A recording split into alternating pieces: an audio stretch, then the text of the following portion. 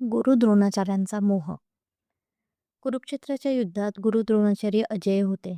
त्यांच्याजवळ असे दिव्य अस्त्र होते जे कोणीही रोखू शकत नव्हते. पांडव पराभवाच्या दिशेने जात होते आणि श्रीकृष्णांना माहीत होते की जोपर्यंत गुरु द्रोणाचार्यांच्या हातात शस्त्र आहे तोपर्यंत पांडवांचा विजय अशक्य आहे. गुरु द्रोणाचार्यांचा मोह फक्त त्यांचा पुत्र अश्वत्थामामध्ये होता. भगवान श्रीकृष्णांनी भीमाला सांगितले की अश्वत्थामा नावाच्या हत्तीचा वध कर, आणि भीमाने तसेच केले. त्याचवेळी संपूर्ण रणभूमीत आवाज उठला, अश्वत्थामा मेला, अश्वत्थामा मेला, अश्वत्थामा मेला. द्रोणाचार्यांना फक्त धर्मराज युधिष्ठिरांवरच विश्वास होता, कारण ते कधीही खोटे बोलत नसत.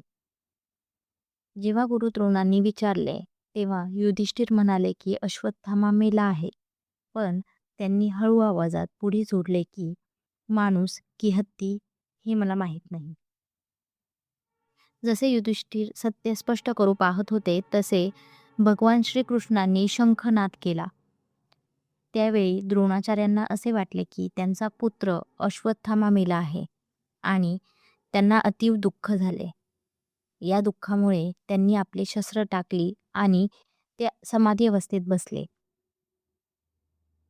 याच संधीचा फायदा घेत दृष्टद्युम्नाने त्यांचा वध केला.